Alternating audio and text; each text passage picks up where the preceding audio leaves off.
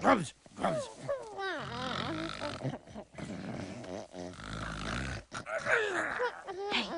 Hey, wake up. Have you guys seen ArtaCast. I thought he was with you. He was, but now I can't find him. Where is he? You won't find him here. The king has returned. I can't believe it.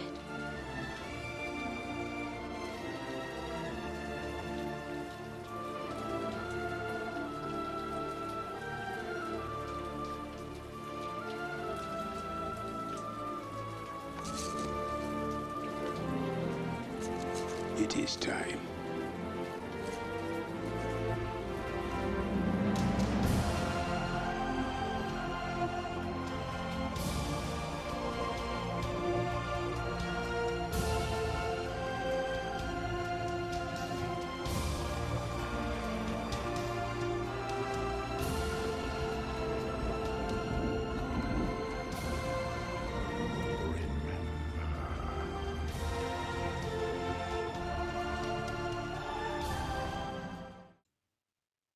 And with this unnecessary, over the top epic introduction, we welcome you back to the ArtaCast. I'm so excited because I'm very happy to make this again with you. It's the 51st episode.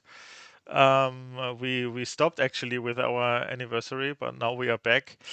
And yeah, I'm more motivated than ever. I think we have a lot to talk about just and yeah, I'm very excited to hopefully start this weekly again to talk about um, Lorcana and the meta and complaining and not complaining and being happy and not so happy, what we are known for. LD, yeah, we have a lot to talk about. But how do you feel? How did you feel during our pause? I think people are interested in what's your Lacana standpoint right now. Do you play much? Do you make a break? Did you make a break? How are you feeling? Yeah. Well, I share your excitement to be back. I'm really, really excited to be doing this again. Like the one thing above all else, is that I realized I really, really missed doing this. And it's really good when you have something that you're doing in a routine way, like we were, just going week to week, to occasionally just pause for a second and think, okay, how do I feel without this? And Yeah. the answer is bad. I feel bad without this. I want to keep doing it. So yeah, it's good to just like remind yourself that you're actively doing it, that you really want to, and that yeah, that's your motivation. So I'm really, really excited to be back doing it again. I did take a pretty long break. I didn't play the game for the entire month of December. Start of the month, just before, actually, just after we wrapped the last episode, I did some casting at the CCQ in Wakefield, and that was like a really, really good different experience. I had a great time. I had lots of good feedback on that, and seemed to really like the sort of style that I brought to the team. So, um, yeah, nothing to confirm yet, but it's looking like at least one more opportunity for me to do that in the near future. And as soon as it's confirmed, we'll let people know. But yeah, if you enjoyed that, then there's going to be more if everything goes well. And after that, I got married, which took up a lot of time and was very, very exciting. Um, and had a honeymoon after that until Christmas. So I took a full break for December, which was really good, and really needed as well because I wasn't enjoying the game very much. I don't want to dwell on this too long. I know that we're sort of like we're starting again with a view of looking forward. Like we're looking forward to the exciting new stuff. But it's as purely as simple as just like the format was not particularly fun to me. I did go to a set champs last week.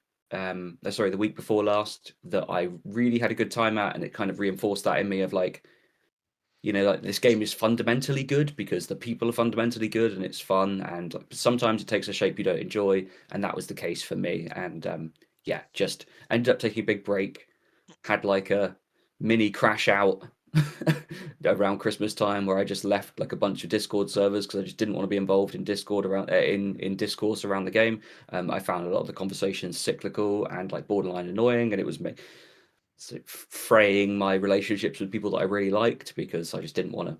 I wanted to engage with the people, but not on that topic, if that makes sense.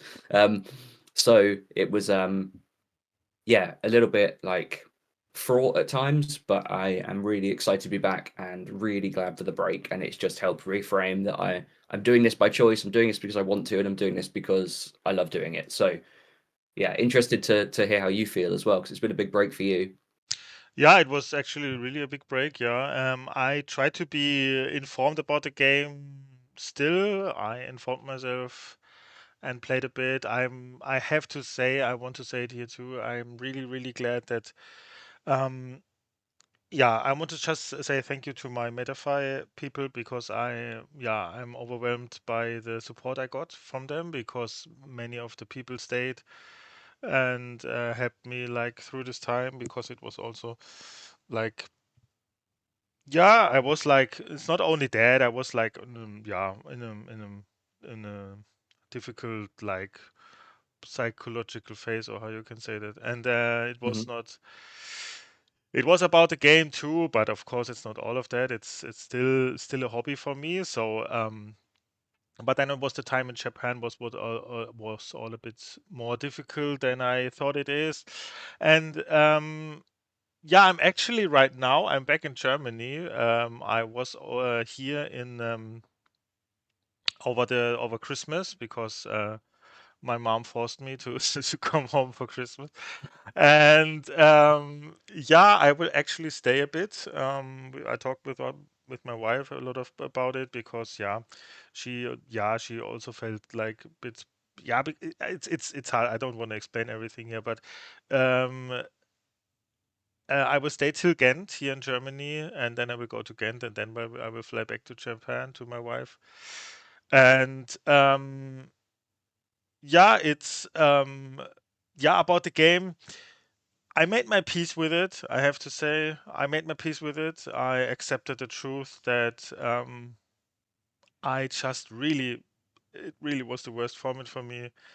I can really only say that, but it's like it's just my personal. I think it's always it's very important about to be try to be very personal in your stuff. Like what you said also like when you talk too much with people, you always often when you communicate, I think you often search for confirmation, and if you don't get Yeah. confirmation, then you are upset a bit. But you shouldn't feel upset because you in my head sometimes there are like vicious circles sometimes and then I want to have confirmation but I don't get them but then I think okay but it's totally fine to get no confirmation everybody can see that their own way and I want to be like tolerant and stuff and then I think, why do I want to be confirmed? Because I felt even upset sometimes when people enjoyed the format, and that was Mm. like where I struggled a bit, where I thought, okay, well, why they should be happy if they like the game and I don't. Why am I upset then?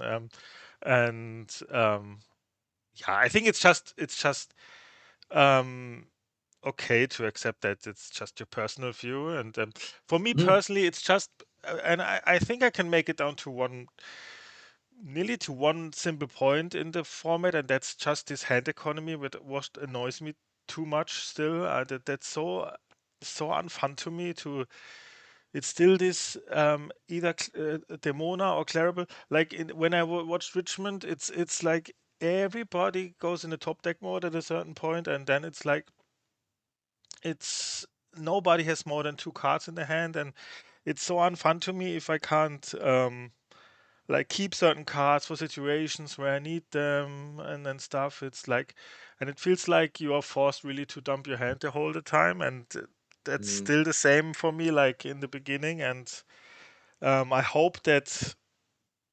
I don't want to complain too much Mm. just the reason why I didn't like it. That's the only thing I want to say. It's just the reason why I didn't like it.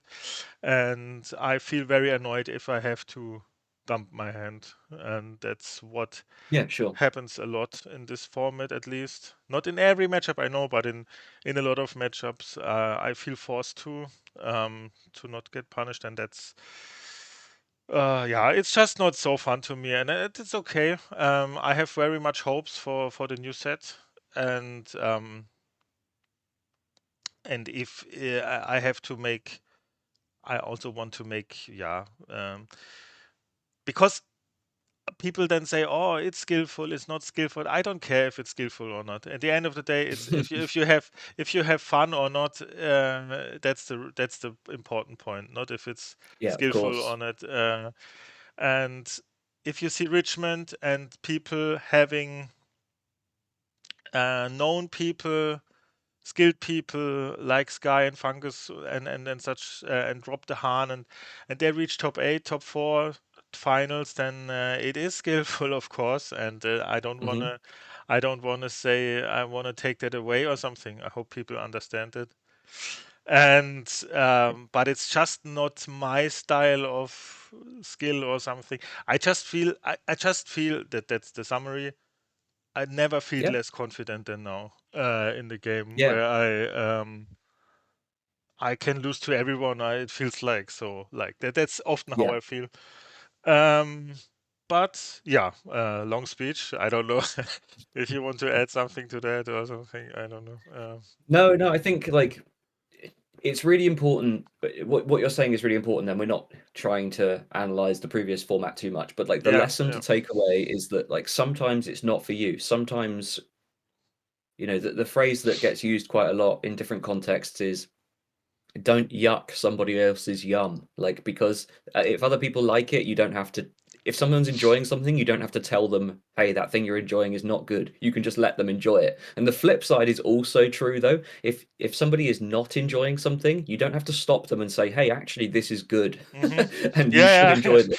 People can just let people enjoy and not enjoy things. Like, that Yeah. is totally fine, and what we sort of need to accept, because I think especially as like TCG players and people with very analytical minds, we're used to seeking answers. And one of the big problems I noticed in myself is like if I stop enjoying it and it's like a format that's less fun to me, I try to search for like evidence of why. How much can I unpick this? Hmm. How can I Hmm. find the like there's a linchpin in there somewhere that's going to explain why I'm finding this fun or why I'm finding this kind of decision making or skill expression, why it's not making sense to me. And when I find that, I will have my answer and I'll be able to rebuild my view of it. Hmm. There is no answer to be found. I have really searched high and low, and it boils down to things like what you just said, which is like, look, this is just the way it is, and it doesn't gel with me perfectly. So for now, like I'm just going to enjoy this less, and that is okay. Hmm. And just being able to like park it, move on when that's happened, and just have another go the next set, basically. Like I completely agree that there is plenty of room for skill expression in the format. Equally, I it's I'm going to fall into my own trap here and start analyzing something I've just said don't bother analyzing, and I'm going to immediately just do the complete opposite of what advice I've given. Um, at the set championship I went to, try and explain this one, or actually don't because I don't want to talk about it for very long. But the vibe in the room was really positive, and it was a massive turnout, and it was really really competitive. Like the local scene to me, the set champs have become hard. I can't win them anymore, right? They've become really difficult, and everyone is like up their game. Players are really good. They're all really lovely. They're all having tons of fun. Like everyone's having fun. They were all happy to see each other, talk to each other. And if you had a conversation with any individual person, how are you feeling about the game? They all said things to the effect of, don't really like it, don't feel like a lot of my decisions matter. Anyone can lose any game. And we're sort of in universal agreement about the way the format felt in a negative way, and yet we're still having tons of fun. And that was like a bit of a transformational moment for me. I was like, oh, these elements of it can just kind of like suck, in my opinion, but I can still enjoy my hobby with people that I enjoy it with. And it can just be, it doesn't have to be anything more than that. It can just be like nice to enjoy this game with people in a less sort of it doesn't have to be perfect. You don't have to understand every single nuance of why it is the way it is. It can just be how it is. So that's the feeling that I'm moving forward with. I really hope that the formats in the future gel more with me and more with you. But like it's about stuff like this for me. Like I've got to be here talking to you about this stuff. I've got to be like having fun conversations about it. When you take all of the people side of it away, that's when it really becomes unfun. So yeah, so I certainly Yeah. understand from you like being in Japan and stuff, and it's quite an isolating experience. Like you were physically removed from it in addition to sort of not feeling the format that much. So yeah, it must have been very tough. And I think I speak for a lot of people when I say we're very, very happy to have you back and glad that you're in a bit of a better headspace. Thank you, thank you. Yeah, also one other insight I think I got is like that's my wife told me that when I say like when I watch people and I think, oh, it's not skill expressive or something, then I say, oh, this is obvious, this is obvious. We are so used to these lines now for 2 years that Yep. we maybe think things are more obvious than they actually are, because we Mm, are so used to these lines. And in set one we would maybe say, oh, this was a very cool play, but now it's so repetitive, and we think, yeah, okay, it's so obvious that you don't quest here or something. And then and in set one we maybe felt big brained to not quest, to make them not mm. remove my character or something. Yeah, right.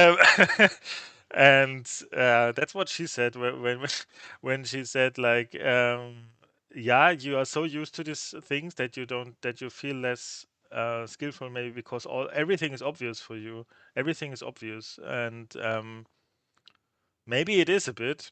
It feels more obvious than in the past, probably. A lot of plays, I would say, probably. Mm. That you don't Yeah, quest with your I would agree. genie when they or when they have a genie because of Bell or something. And these things get so repetitive, and then it's more obvious than when you first play against these cards, I think. And you Yeah, should I would also, completely agree. yeah, also keep that in mind. Yeah. But yeah, I think we look forward now. And I still want to just emphasize, um, because I sometimes feel guilty when I say when I rant about a format or something. I don't want to take away any success that any player had in this format, No. and I was happy for everyone. I still was happy when I see a lot of good players in the top tables, because I think, okay, that's deserved, like a lot of known good players, when they reach top 8, top 4, get a golden Mickey or something. Then I know these guys tested so much and made everything possible to make this happen, and then it's deserved. And I Mm. think it's always cool if it's People deserved are, what they got. Yeah. yeah, people are working like crazy, and the person that just like never fails to, this is just plucking one name out of the air. But like, I think DKP has topped like four DKP is DLCs. is DKP, he insane. is crazy. It's That insane. level of consistency is It's it's yeah, it's almost unthinkable. Playing different formats, even with the Asian DLCs and yeah. stuff, he is unbelievably good, and you just have to like See, take your hat off to consistency like that. he's It's such a really deserved world wild. champion. I think you can more deserved world champion you cannot think of. I think he's like the most consistent player ever in this game, probably. And that he actually Oh, got world easily, champion is easily. is is a story, actually. It's Yeah, really a story. yeah. And Yeah. he's like present in every social channel for the game, talking with Yeah. people. I know a lot of people like highly rate his Metafy and everything. It's I'm constantly like the one thing that I have looked at is Twitter occasionally, and I just felt like every time I look back, there's another high record. Like you can't argue with results like that are that consistent as well. And when you have someone like when you have someone playing at like a very, very high level like that and performing really consistently, like normally you see people like casting aspersions on their like or sort of like doubting what's going on, or like Mhm. even like stories of cheating and stuff like you Yeah, just yeah, hear yeah. randomly come up. but you just don't hear it for him. Like it's not like Oh anyone's yeah, like, "Hey, yeah. this is That's wild. true. How's this happening?" Just Ah, no, like, I thought they were, and you say now people saying, but okay, that's good that they oh do no, it. no, no, I've just not seen it. Like there's, Okay. it's so rare. Like across other TCGs I've played in, like, but first of all, I think the Lorcana community is very Hmm. lovely, and people are like genuinely happy for the success of others. They're not just like saltily like, oh, congratulations, I guess, sort of thing. But, like I've played other games where like if someone was achieving that level of consistency, there would be like a huddle of people being like, probably cheating or something like Yeah. that. And it's like I've watched this dude play a million times. He plays super clean. He plays with honor. He plays like there's no. You think about how easy it is to slip up on camera as well. Tons of camera matches and not even like anything significantly accidental. Like just he's doing it all the right way, and you've got to give him his flowers. He is a really deserving world champion. It is crazy. It's crazy the level of consistency. Like it's hard to point to a player that you think is better than that. Like Yeah, it's who's got better numbers? It's no one.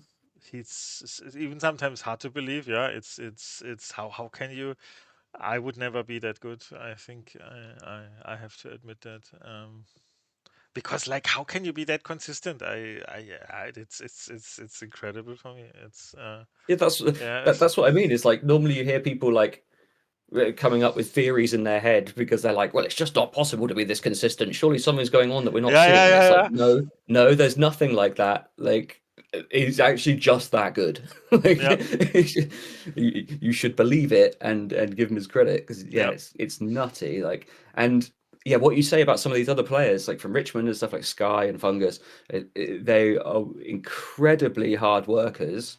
Um, and while this is, I'm going to say something that makes no sense at all. Um, yeah. one of the That's the feelings I best. have about the previous format is like, is that I can lose any game. Like any game feels losable to me Hmm. from conditions outside of my control. Like it is possible to lose any game against any player. Hmm. That is it. That's how it feels. However, I don't feel like it's possible to win any game, No, which is uh, weird. Like but so it never it was. what It never was actually. no. Yeah, if to be completely honest.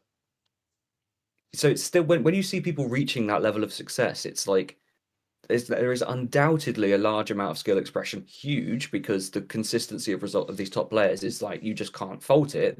It's the same faces every time, and they are doing extremely well. Um, Yet when you play in a tournament, you kind of just have to think like, okay, right, there have been some number of non-games, but then like what are these great players doing to avoid the non-games and put up good results anyway? Like there's something going on. It's just, and that's when you kind of zoom out and go, okay, maybe this just how the game is right now doesn't gel with me perfectly because I can see that people are able to overcome these challenges I'm facing, but for me, I find it challenging. And it's not as simple as, oh, just get good. It's more of I think different environments will suit different skill sets, and then Yeah, you will it's also have just incredible players like DKP who seem to be able to find a way through any environment, which of course is the hallmark of a champion. But yeah, some people you're gonna have ups and downs, and yeah, for me personally, it's felt like a little down. But you know, swings and roundabouts, these things come and go, and I have high hopes for the future. yes, and yeah, I can only yeah. I think that's a good summary. And yeah, actually, to sum that up, I think breaks can be good. For me, it was good actually to clear my mind a bit, to think about what I enjoy in this game, and this said, I will leave with 100% win rate, um, because I went only with to one that championship, and I won that. I will post the list here. It's so funny. It's a Haufen. If you play Purple Steel and you don't play it as a Haufen, I think you're doing something wrong because Purple Steel has so many different cards you can play, and every card does Yeah. the same, nearly though. And yeah, so I actually can say it was my most successful format ever. But yeah, we What's didn't. weird? Yeah, I mean, the really weird thing is that like also by some metrics, it's my most successful format ever. I like across the You were two whatever it times is. Place first place in the Voldemort, right? I think. Yeah. And maintained an incredibly high win rate. Like I've never sustained over 75% for a whole season before. Like I Crazy. played Purple Steel and then just stopped. And I do think a large part of that is when I stopped. Like my win rates are Mm-hmm. very high at the beginning of sets because I think I can come up with ideas Yeah, yeah, and yeah, yeah. You're creative amazing. ways of doing things with new cards. And then as the format settles, my win rate gets worse because the best decks become proven and people can just execute good lines with those and are then playing on the same level as me. So it starts to take a dive, but because I took a break at the right time, like also you can point to metrics and say, well, we've never performed better than this across like hundreds of games. So it's so strange to be able to look at these things and think it's very, very odd to think like this is going really well. Why am I having no fun? And that's when you get trapped in that cycle of analysis that you just like. There's no point in being involved in it like that. But yeah, that's where I've been at, and I do feel very hopeful for the future. Like I am very excited looking at some of these new cards and just thinking about potential applications for them or what the future format might look like. A couple of key pieces could change everything, like as we always say, but it really does feel like that. And I think we've got quite a fun time ahead of us with Ghent. Then we can turn our attention to Infinity. There's a lot of new stuff to be thinking about, and it feels like a lot of scope for creativity. Like I know some people are kind of a little down on the Infinity DLCs that are coming up, just because um, It's not a, not it's because they're Infinity, but it's because they're not core constructed. It's because now like people in America, they don't have a core constructed DLC in the booking. yeah. There isn't one. They don't know when the next time they'll get to play a core constructed DLC is. So that kind of leads to a negative feeling around Infinity. But I think it's a massive chance for innovators and creative deck builders to take a sideswipe at this pretty unproven format. So it's a very exciting time to be the kind of player like we are. And I think over the next few months we should have a pretty good time, unless we drive ourselves completely crazy. But on the That's whole, a I think task. I feel Yeah, yeah, Infinity is really a task because like it there's is. everything new, and we will probably stop after Ghent playing core constructed completely, I guess, and then will only play Infinity, and then we get reminded on a lot of annoying cards, I think, that Yeah, actually where we were happy that left, like Prince John's or Hiram's and stuff. In Infinity, yeah. I actually don't know. Everything is allowed, right? There's no ban, or we maybe come up with bans. I don't know. I But think it's still zero ban list, right? Like yeah, okay, yeah. there's nothing gone. We still have the full blue steel deck. Oh, that's crazy. Um, Um, which is good. But like again, I don't think it's. I've spoken to some people that are playing some Infinity, and I don't think they believe that anything is like wildly oppressive at the moment or too good okay, or okay. whatever. It's just I think it's like there are a bunch of really powerful things you can do, Mm, and it's just the difference is that everything is happening so much earlier in the game. Just you are having, yeah, which to be honest, could solve loads of the problems for me with the game. Like I'm right now, a lot of my fatigue comes from like I don't feel like I make any meaningful decisions before turn 5 or 6 because like the linear runouts are so consistent and so they happen in the same way every time that the decision making happens after that point. Bringing it forward a little bit will probably increase my enjoyment. So and then I say that, but then I'll just face a shifted Diablo and just flip the table and think, or you why play did? the shifted Diablo. Yeah, exactly. I can Yeah, do that. yeah, I yeah. can be the one doing the Diabloing. Yep. Um, yeah, I mean, this card will probably always be at least decent, I guess. Yeah, we'll see what happens, what comes up.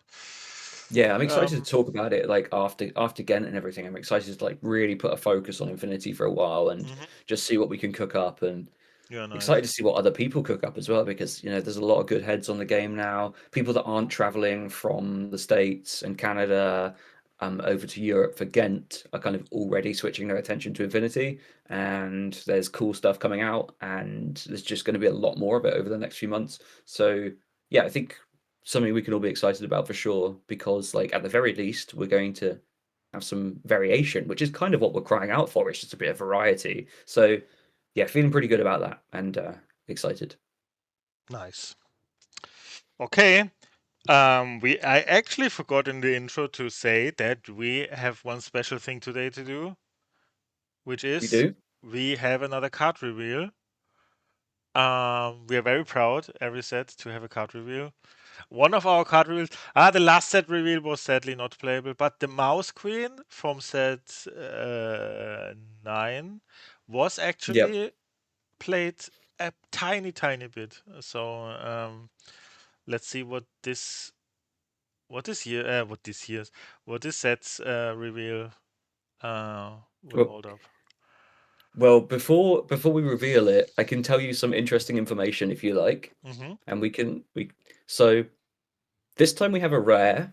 It is a rare card. Oh. So someone somewhere thinks we're doing something right. They like us. They are giving us rare reveals. We're taking a step up from our commons and uncommons. So thank you very much to whoever is noticing us.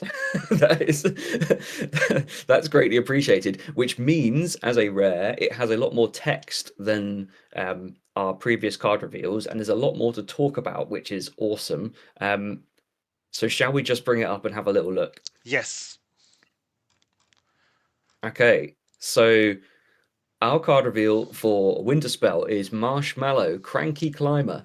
It is a 5-cost uninkable amethyst ally, a 5/5 that quests for 2, so a pretty significant body, like 5/5 for 5, questing for 2. That's like an on-rate body with the ability Icy Blast. Whenever this character quests, each opponent can't ready more than one of their characters at the start of their next turn, which is, if nothing else, a unique effect, right? Like Mm-hmm. this is not something we've seen before.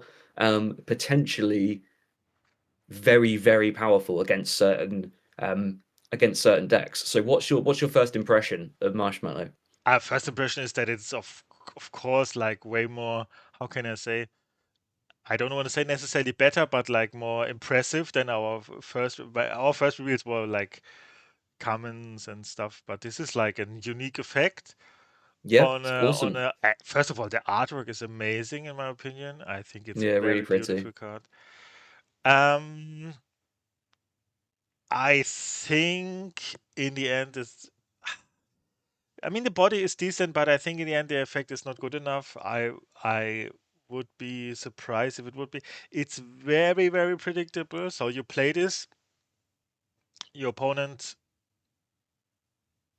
is a bit stupid, I would say, if they quest into this with all of their characters, and then, but it's like, yeah, it's for sure not bad, and maybe it's a count. I mean, I imagine against dogs, I have to say, like Yep. this card prevents them from turning sideways, basically. Not completely, but it's like, but it's unequal. I would still doubt it's playable, but it's if you compare this to so many other cards that you could fit into your This deck. is def Yeah. It's definitely the kind of thing that has use cases, which is great. Mm-hmm. There are situations and there are metagames when you would be very interested in playing this, and actually, it's not even the playability of it. To me, doesn't even come down to like how good that effect is, because that effect has it has the chance to shine against Mm-hmm. multiple things, even if they're not really aggressive. To me, the thing I look at first is like how easily removed is this? Mm-hmm. So in the format, is this easily cleaned up before you can have that effect happen? Because if you're looking to slow the game down a little bit and just kind of make your opponent make some wonky choices, it absolutely can do that. The issue with it, the thing that you have to analyze quite carefully is when you have an effect like this that's going to lock the opponent's board down and requires them to have exerted their own characters, unless you curve this into a Demona, for example, if you go Marshmallow on 5, Demona on 6, Oh. exert all their stuff, and quest with Marshmallow, then they only get to ready one thing. That's a pretty Oh. decent line. I didn't Did you think know? about that. Oh, yeah, that's a crazy good line, actually. I Yeah, didn't that's think pretty about decent, that. right? I didn't think about If it. you Yeah. if you exert all of their stuff on your terms and then Yeah. quest right away, then it's brilliant. But if you're relying on them to turn their own stuff sideways, then obviously it's telegraphed, it's there on board saying, hey, if you turn your stuff sideways, this is going to happen. If they've read the text on your card, they're very likely to not play into it, which is what holds it back. But certainly, the use case that's most compelling for me is curving this into a Demona, The pro- which makes a lot of sense. the problem in that line is that you play most of the time Demona and then clear up the board, and then you have this, and you don't want to Yeah, actually clear the board because you want to use this effect. So you prevent yourself from cleaning all that stuff just to make this effect work. I would still doubt it a bit, but it's a for sure cool line. It's a for sure cool card. It's a unique effect. I really like it. Um, yeah, I like it. I'm a big Uninkable is fan of really, the. really hard for a card like this. Yeah, Sadly, it is. It's sadly. tough. Yeah, Yeah, yeah. yeah. For Uh, something that costs this much and kind of has a effect, which there will very much be games where that's not doing anything, yeah. and matchups where it's not doing anything. And like we always say, That's hard for a one card.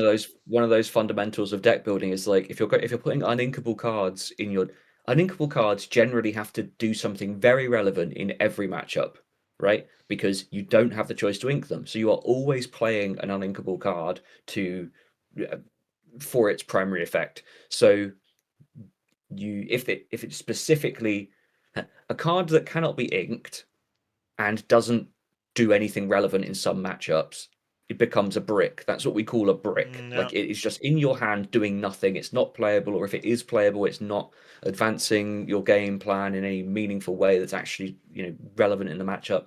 Um, so this is that, right? It has an effect which sometimes it's always a 5/5 that costs Yeah, for two. that's Like what I want to say. that's Yeah, decent. Like yeah, that's not bad, is it?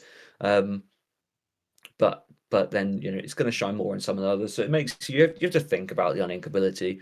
It does make you make some tough choices, but now for sure, I think like just yeah. on the It's basis of that yeah, line of like curve this into Demona, like that is yeah, cool and worth yeah. thinking about. It's a cool card. It's the best reveal we got so far. I think I'm very proud to reveal this. I think Yeah, it's unique card. I would love I would love for a card that we reveal to become like super meta relevant, and then like it can give people Yeah, some signed copies and stuff at events and things like that.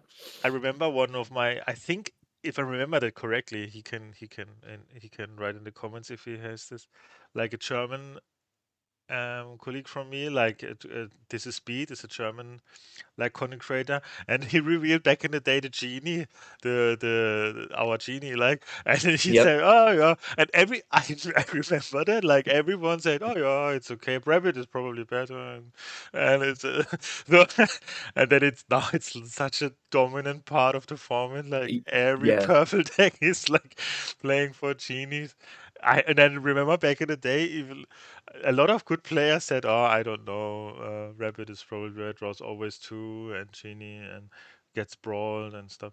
And Yeah, exactly. Like you play it, it gets brawled, and then it doesn't like. At least if your rabbit gets brawled, you get a second card. No, Genie's just getting you one card before it gets brawled. But then also like uninkable, that's yeah, that assessment wasn't even wrong because like they were like, yeah. right, it gets brawled or it gets Sisu'd the turn after it's played. Like that was fine. But what no one was thinking about is like, what if everything that kills Genie just disappears? Then it becomes the best card in the game. So Or they maybe if once don't everything have that it, kills Marshmallow disappears, yeah, or they once don't have it, because Genie always, I think, like if I quest two times with the Genie, I win the game. Basically, it yeah, feels like that. yeah, So yeah, it's yeah, it's, it's such a scary card. yeah, Yeah, but nice. I'm proud to reveal this card, honestly. yeah. Same. It's Um, awesome. and Yeah, really, now really excited. and now we reveal. No, we make a thing we did last time too. We reveal no cards. We'll look at cards that I didn't see yet, but you did, right? No, yeah, Uh, yeah. So for the people watching, this episode will go up on Thursday. They will have seen these cards in the Lorecast on Tuesday, which you haven't seen. So we're going to have a look individually at all of the new reveals from the Lorecast and just have a little chat about them. I think, in the interest of time, let's try and move on quickly from the stuff you're not particularly interested in, because there are certainly some cards that are okay. worth a deeper discussion. Uh huh. Um, But yeah, I've seen them, and now you're going to see them for the first time, and we'll get your initial reaction Uh-huh. and see what we agree on, see what we don't agree on.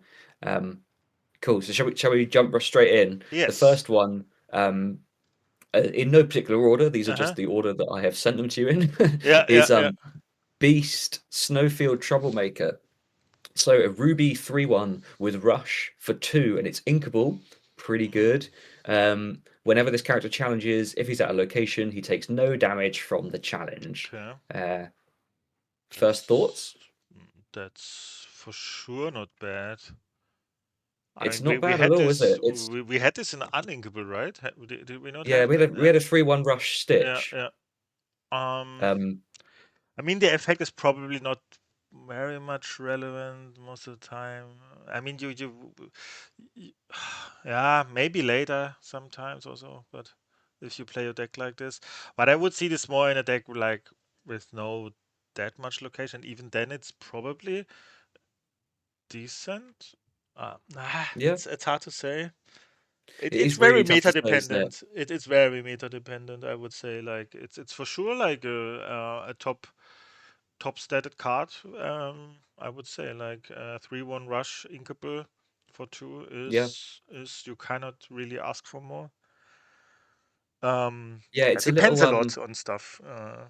it Yeah, does. There is a lot going on here. It would be in previous formats we've seen, there have certainly been environments where a card like this would be very, very good. Like I think but way back to when the 3 cost Rafiki was a pretty high staple. yeah, Obviously often that Rafiki was trading into something and surviving, which was its main strength. But in that kind of environment where all the 3 cost characters, for example, pretty much all had 3 willpower, this yeah. looked very good. Like something like this would look great. Now that the going rate is 4 willpower for a Yeah. 3 drop, you're very rarely trading up. So this is only sort of keeping you at parity. You could have situations where you're able to clean up a merfolk or something, and then you also have a 3 strength thing still alive, and with good lines there. But anything else is taking this out when it's done. Um, it's I'm not tough. It's definitely it's not a poorly statted card, but like what most is this Ruby helping me do at the moment? most Ruby decks play Lumiere though, and then it can They clean do. up these things. That's yeah, But very yeah. true. Um Yeah, it's really meta Yeah. dependent. In a really high aggressive meta game and stuff, it would be probably good enough. And maybe the effect, maybe we get good locations and stuff, and maybe we have some zero cost move locations or something. But it's like, yeah, then you will never play this on turn 2 then, and No. yeah, it's weird. Yeah. I like Yeah, but flexible cards like this that like yeah, if the effect comes online late game, like it can just be a decent tool yeah. for getting a bit of extra damage in and then surviving, obviously. But also flexible enough that if you're Mm-hmm. against something super aggressive, like let's say you play nothing on turn 1 and Dogs quests its O3 Lady, then you get to kill that for free and have your Oh, 3/1 live to take something else out. That's pretty good. Um, I like the rush becomes so important in that space where you're like baiting. Like, okay, when you make their quest look good, then it's bad. Like that you gain some value there. I just realized it's a crazy synergy with Hercules with the 4 cost Hercules, the Ruby one. This Oh, because it's a hero. yeah, yeah. Yeah, Um, nice, good spot. that's a really good synergy because he won't take Yeah, damage at all, um, and can kill something maybe. That's a good yeah, synergy for nice. sure. Yeah. Yeah, definitely something. It's like it's a card to look at, depending on how the format shakes out. Like fundamentally, its stats and abilities are like good enough that I can imagine a situation where this is playable. But you have to you have to see that things are significantly different from now first. Oh, what I just realized with our Marshmallow reveal. If you play Yeah. Marshmallow with the 2 cost Tinkerbell, the Ruby one, and he gets exerted Hmm. immediately, and then No, that's a very, very smart idea. But the text on Marshmallow says whenever he quests. he quests. I thought when he's exerted. Yeah, I have to read it again. Yeah, I thought when he. that would be very. I wish you were right. Yeah. That's so the kind of line that I would invest in is put it into play exerted with Tinkerbell to gain 2 lore. That's really I I Well, I would thanks. like to petition Ravensburger to errata the card just so we can do that. I would really like that, please. Okay, Um, but it's a decent yeah, card. I think I like yeah, that. nice. Next Yeah, one. it's a decent role player. Next one is Dr. Hamstervale, infamous scientist. This is an 8-cost inkable 5/5 that quests for 2. For each alien character in your discard, you may pay 1 less to play it. When you play it, chosen opposing character can't challenge during their next turn. Hmm. I don't think much of this card. Like, I just think I've not searched to see how many playable aliens there are, but I think like 8 is too high a starting point. Like I Yeah, think this probably, card could have started probably. at like 6 and something, and then maybe if you play it for 4, it's incredibly above rate with 2 aliens in the bin. But this to me feels like a card that started off more powerful than it was, and then turned out to be really good and got tuned back to unplayability during development. Yeah, it can be. I mean, I don't know if there actually is a lot of potential to fill your bin with stuff, and then you can. Yeah. Yeah, it's an own. It's hard to make this work, So but it can be really yeah. broken actually. If at some point it comes at 3 cost or something, but it's like So yeah. there are a couple of cards like this that we're going to look at now, in this batch that have cost reducing effects. Hmm. And yeah, my question always is like, how low does the. So my question to you now is, at what cost are you like super happy to be playing this? 3. How much do you have to pay? 3. Yeah. Yeah, I mean, I'm pretty happy to pay 3. If you play it for 3, I mean, you're in a pretty good spot. 4 is also good, but a 4 is not a point where I say it's rewarding Right. for doing this all the time, of doing this Yeah. all the stuff. 3 is like broken, and it has to be broken to be a It reward for. does. Yeah, Exactly. Because the investment is so high yeah. A to nice name though, actually. Dr. Yeah, Hamsterwheel. yeah, it does have a nice name. Hamster Very means, true. I don't know, is this German? Hamster means, oh, what means hamster in English? Hamster. Uh, what? Hamster is the like little animal, the Yeah, yeah. little creature that he Oh, is. He's a is this the hamster. same name in English? Oh, okay. I thought it's a German Okay. word. Yeah. Okay. Yeah, a hamster. Yeah. Yeah. Yes. Nice. Um, Okay, we can move on from that. If Yes. there is some way of filling the discard with lots of aliens, then great. If there aren't, then I'm not too interested. Next one is we have another gargoyle, which is interesting. I thought we would sort of be done with that now, but good that we're filling out these archetypes a little more in follow-up sets.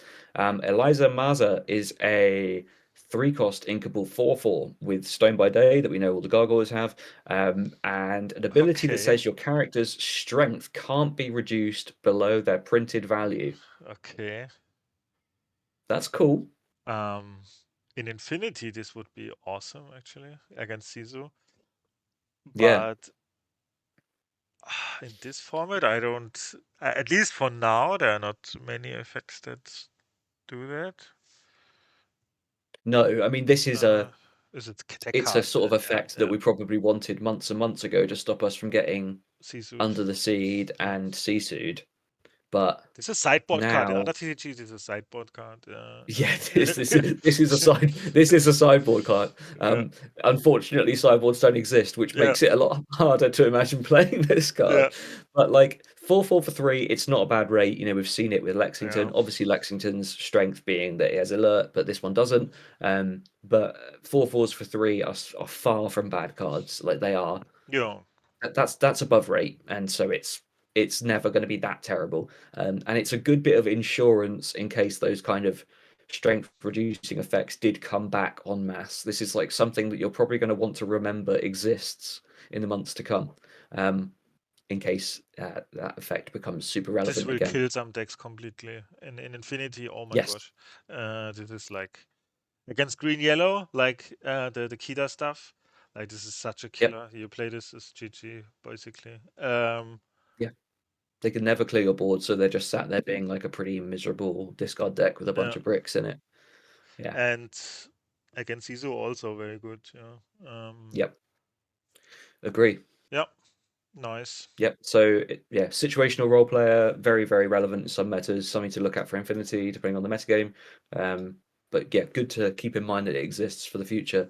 Cool. Let's move on. Elsa Concerned Sister is a 3-cost inkable ruby card. It's a 2/2. The quest for 2 and says when you play this character, you pay 2 less for the next location you play this I turn. saw that already.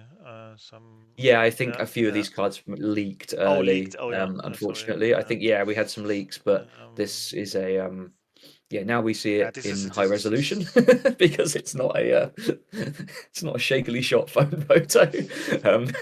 this But is yeah, thoughts on this? the definition of it. This is the definition of a trap for me. Like Yeah, people will probably tinker around with this and then immediately see this is terrible.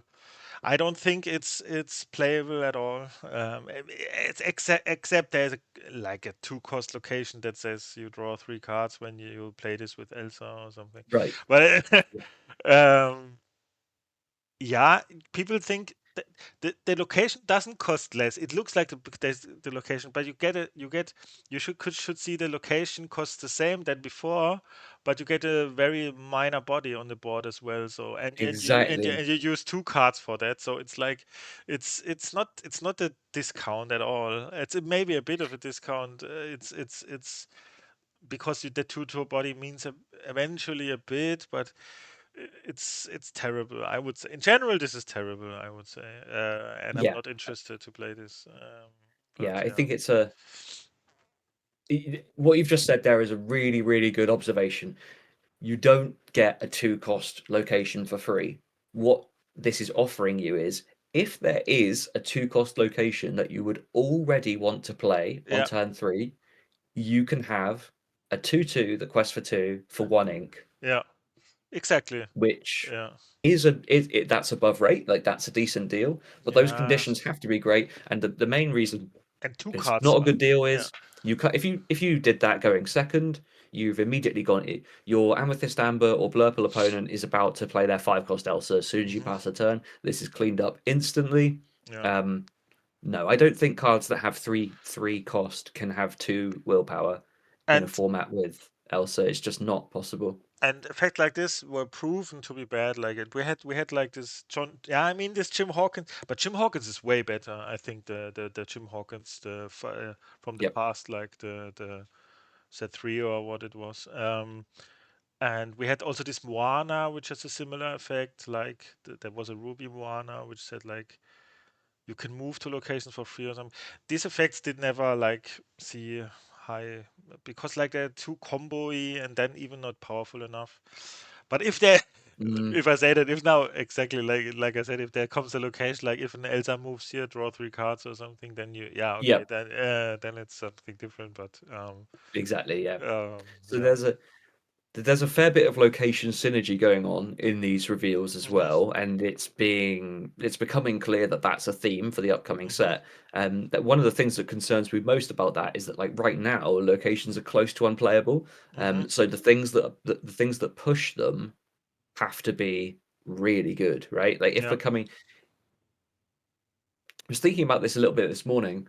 Um, One of the main reasons why locations aren't so playable right now to me is that we haven't got a unconditional board clear, Yes. and locations were sort of at their best in be prepared decks Yes. because they Of were a great course. thing to follow up be prepared Yeah, decks with. no, Uh, not only also against be prepared decks in both exactly. cases. Yeah. Yeah.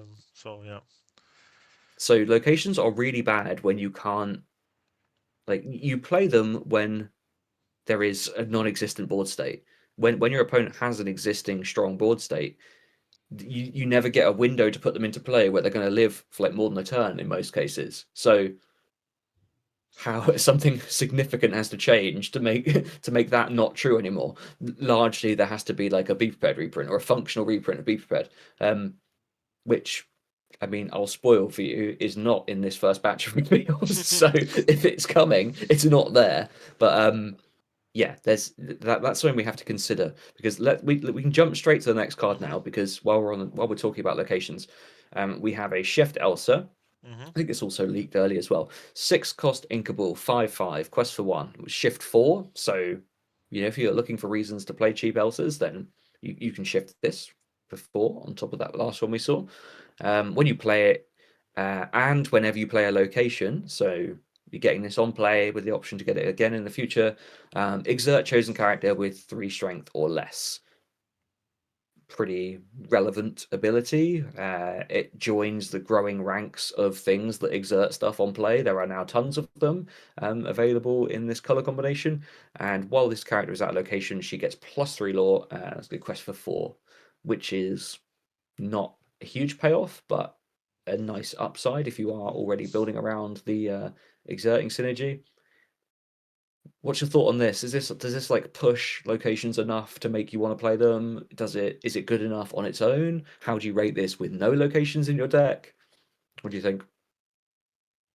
I'm not super impressed, but this can be a card that can be underestimated, I think. But it's Yeah, like for sure. um, it needs locations to be good enough on its own. I don't Yeah. think. It needs help. It needs help, I think, to be playable. But if then it can be very more annoying than you might think because 3 or less is Yeah, very I think much. so. Yeah, I think that it exerts a lot of stuff. It does, definitely. But Most notably like Cheshire Cat, which pretty much controls the current format. yeah, yeah, Anything that helps me kill Cheshire Cats is pretty relevant. yeah, yeah. But I mean, the purple 5 Corselza is for sure better. Yeah, for sure. And 100%. yeah, it's hard. Always when you're seeing competition with other cards, you could add into your deck and yeah, but maybe if locations are much of a thing, then maybe. Um, Yeah, all these things come down so right now we know that in the current environment, locations mostly aren't playable, with a couple of exceptions in fringe cases. You see a couple libraries now and then. So yeah, two things. Either the payoffs for playing 3 things actually. The payoffs for putting them in your deck again have to be super high, mhm, or there has to be a be prepared reprint, or the new locations have to be way better than ones we've already got. yeah. Hard to evaluate any of these cards until we know all those 3 things for sure. Um, Like if we get, for instance, like locations that fight back for something, like have like a mm, thorn thing, like all that challenge that get 1 damage or something, but they do nothing yeah, for sure. board. That'd be So that's the problem. So yeah, that'd be well, cool. let's see. Right, next one. This is funny now, coming off the conversation of talking about conditions that would make locations playable. The next card is Freeze the Vine, a 4 cost inkable emerald action. Banish all locations. Draw 2 cards, then choose and discard a card. So, in case they become good, we have we have narrow answers with a bit of upside.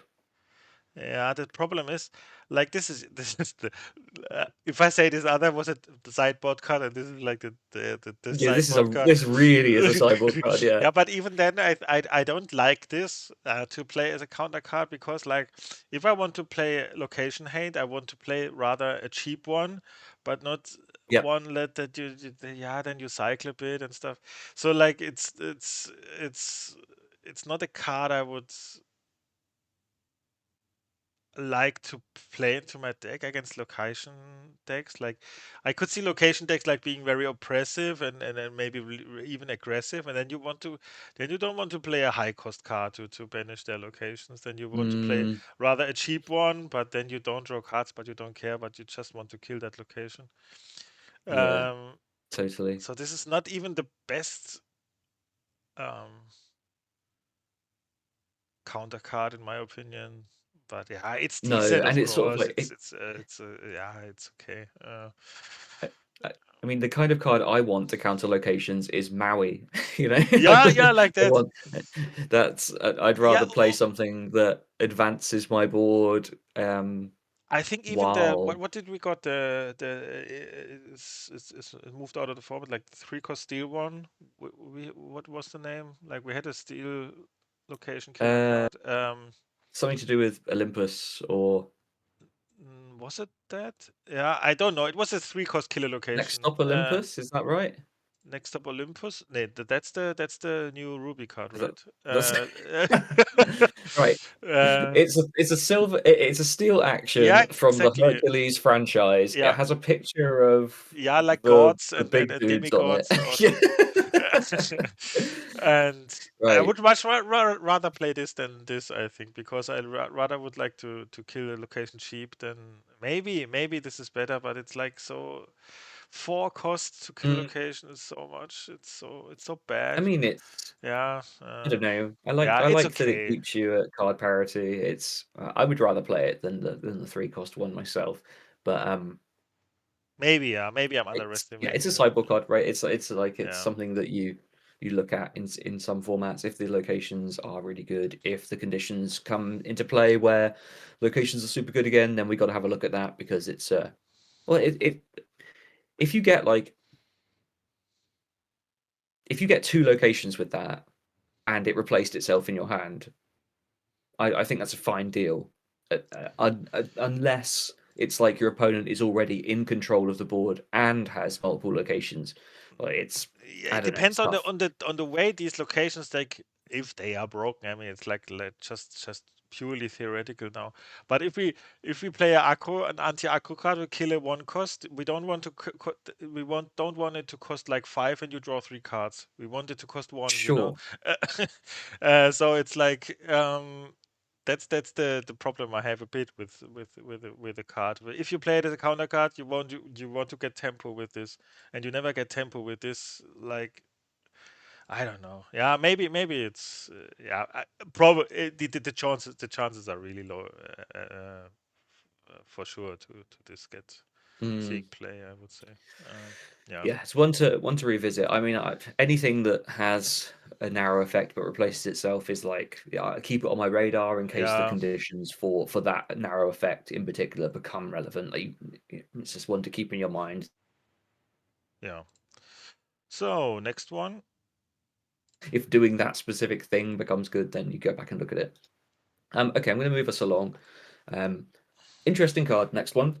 We have a 1 cost Inkable Gantu. It is a 3/3 for 1. Good stat line. When you play it, choose and discard a card.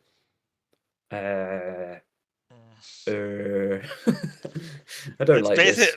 In general, I would say I don't like cards like this, but it's like I don't think this is good enough right now. In the format like how it is now, it would never be good enough. I think we have No. every 1-drop kills this, like, Yeah, and exactly.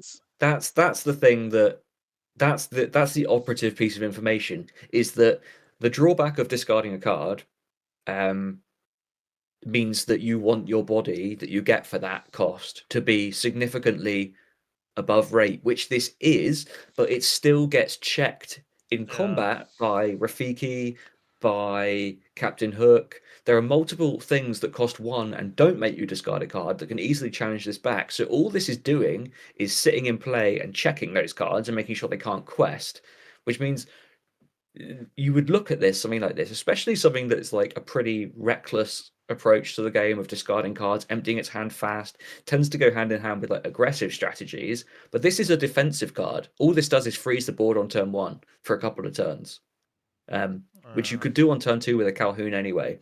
this is So terrible. Right this now is it's not a terrible, proactive card. but yeah, it's Yeah, it's a high. That's a it's high cost right now. Oh my gosh, It, that's a yeah, it's an yeah. additional 1 cost discard outlet for steel as well. So like alongside the 1 cost Mulan, if you wanted to play Steel Circle of Life decks, like you maybe get some upside there, but like being a discard rather than a draw discard obviously changes things a bit. I'm not a fan of this card. I No. think that it's a cool concept. I love things that are overstated with a downside. This unfortunately is not overstated in the right way to make it a compelling aggressive card. Defensive cards, I have better options, so I'm not looking at this at all really. Nice. Next one. Another cost reducer. So again, you've got to tell me how much you're happy to pay this for, and yeah, that can Oh, be the basis of the assessment. 12 cost uninkable Grammatala. 6/6 that quest for 2. For each card in your inkwell, pay 1 less to play this character. I mean, some of these decks will be playing this for free, but you could play it for 0 sometimes, but like how much is that winning you the game that you yeah. weren't winning otherwise? I don't know. I would doubt it more Yeah. than I like it. Problem is if if you have 6 is too much, 5 is too much, 4 is Yeah. 4, then it starts to getting really cool. But then you have 8 ink, and it Yeah. depends also a bit like it depends really a bit on the format. Like if we have a lot of card draw, and this can be played beside another, but often like in these decks right now, in these blue decks, even in green blue, you have often like 1 or 2 cards in your hand, and if one of them is dead and not in Hades, you're really unhappy. Um, Yeah. but if you have, I can see blurple decks like with 10 cards in the hand, and then you clean the board, and then you play like 3 times this besides your Yeah. Hades or something, and that's a game-winning situation. I don't want to. I wouldn't cut it off completely, but or like I could see like, so let's say whole new, yeah, I mean whole new world doesn't exist right now, but it's like and so where you have a lot of cards, you need cards in hand Mm, to play this. I think because you only want to play this besides another character. You don't want to play this like on turn 8, like here for 4. no. Like this is um yeah, it's really hard to make this work. Yeah, I agree. Yeah, it's a Also lot not a of card hoops I'm to jump through interested with this in. one. No. No. Okay. Okay, we can move on. Um, we have a very, very pretty card now. I think this is one of our iconics for the Oh yeah. set. Pocahontas, Peacekeeper, 5 cost inkable, 3/6. When you play this character, if you used Shift to play her and none of your characters challenged this turn, characters can't challenge until the start of your next turn. Shift 3. Yeah, this is extremely scary card for me. Hmm. I'm actually already annoyed when I see this because like I can see You're uh you're angry for the future. no, I'm I not mean, angry for the you future, don't but like non-interactive stuff. Like, yeah, it's non-interactive design. It's imagine a like in no dog stack. touchy. Imagine this is in the dog stack, yeah, and you have like the one quest, and then you just play this and quest out and GG. Yeah. This is there's nothing. I mean, it's very streamlined. It's very one-dimensional. It can only be like a hyper-aggressive strategy, but it can be a hyper-aggressive strategy that just play exactly like dogs. Yeah, you turn nothing Yep. sideways, and it's actually then in this strategy not that hard to pull that off. No. It depends a bit. Yeah, you need at least 2 Pocahontas, I think, to do this. Like you need a one cost and a two cost or something. Because if you only have a one cost, because the only when shifted is really really restrictive, but the effect Yep. is extremely powerful. I think this is. Oh, I'm very scared of this. Mm. Maybe I'm too high on it. I don't know. Maybe you. No, it's It actually one of my favorite bits of design in the sort of modern era. Let's say that like the whole game isn't new, but in recent memory, this only when shifted effect is one of my favorite things. Like it's inherently balanced, I think, because Yeah. this card does next to is super below rate, or like a bit below rate when you play it unshifted. It's not specifically it's not supporting your game plan in any real Hmm. good way. Um, but because it has to be shifted, it means that there is inherently some counterplay to it because you can prioritize removing your opponent's Pocahontases in turns that run up to it. It's semi-telegraphed, like you understand at what point it can happen.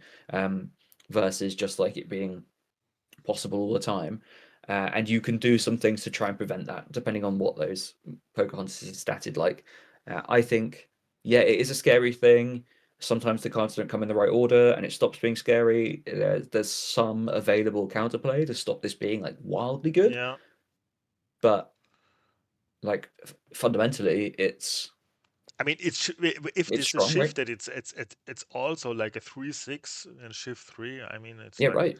um, I think it's at least a scary card, and I promise you, when you go to your local tournament, there will be someone playing this and crushing you completely with this, Yep.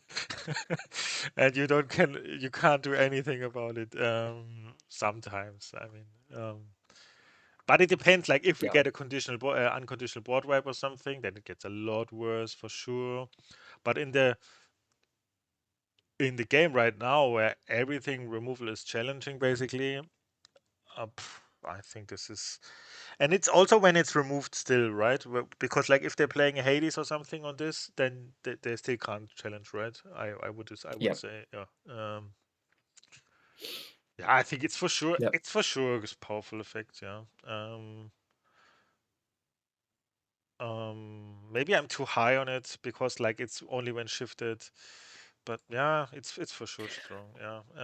I don't know. I think it is like we have to sort of compare it. The closest comparison is Kida, right? Hmm. From Yeah. previous formats, which was a very good card when shifted. It's a really different effect actually, because Kida is the No, under the sea enabler, which is different. I think And a very good comparison yeah, I don't is know. Tiana. Actually, I think Tiana is a very good comparison to this. Yeah, okay, Yeah, sure. Yeah, but which is a good card. So yeah, but even Tiana, you yeah. challenge then most of the time at the turn to clear some, and you just can't here. Hmm. Yeah, wow. It's actually scary. yeah, and this is inkable too, which is a mark over Tiana. Um, Okay, Yeah. I think we're kind of Yep. agreed that this is like it's obviously a powerful card. But with all shift cards, like they're also only as playable as their targets, right? Yeah, Like that's true. Yeah. if the cheap Pocahontas cards are bad, you can't play this. You Yeah. can't Yeah. just fill Yeah. your curve out with do nothing Pocahontases. They need to be a bit good at least. Yeah. Um, okay, next card is Ruben, Sandwich Expert.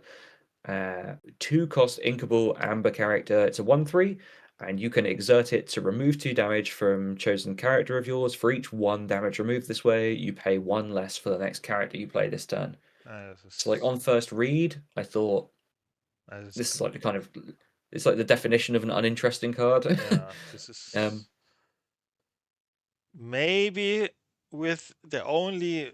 I mean, in general, it's a terrible card and it's unplayable. But mm, with the Mulan, I thought maybe with the one cost Mulan, it yeah, you get actually. to play a 5 cost on turn 3, don't you? But in every other, this is so bad. It's so terrible. You will, and you only you don't even get tempo basically because it's such a bad stated character as well. So like if you then exert this, no, I think this is if you compare this with with either Lantern or with the 2 cost. I don't know how's the name, the Dewey, or how's the name, Oh yeah, yeah, yeah, yeah. so much better and reliable. Inkable though, but it's like, when do you imagine a situation in early games of Lorcana where you have damage on your characters till turn 5, 4? It's never Mm, happening. It's never happening. It's you need to play this Mulan stuff or something, I think, or this. Mulan was reprinted, right? The one cost. Yeah, yeah, yep. yeah. That's decent. That's the only combo I see with this card. But yeah. Let me propose you a line, Uh huh. okay? I play my 1-drop Mulan. I play Ruben on 2. My opponent sees my bad cards and quests with one of their characters on their turn. They pass to me. I remove 2 damage from Ruben, and then for 5, I shift Mulan onto the now undamaged Mulan, and I blow up both of their characters, and I have a 2/6, a quest for 2, and a Ruben in play, and my opponent's board is empty. Okay. Two things on that. First of all, First of all, you're an idiot. Okay. first of all, you need to play against players with a brain. Yeah.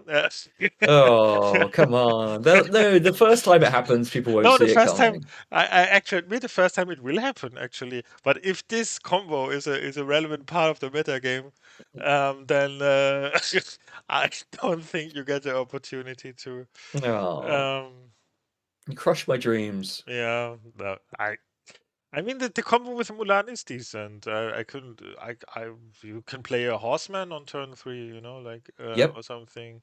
So it's like that's a decent combo, but when we look in the past and this color combination and stuff, then we have to say Yeah.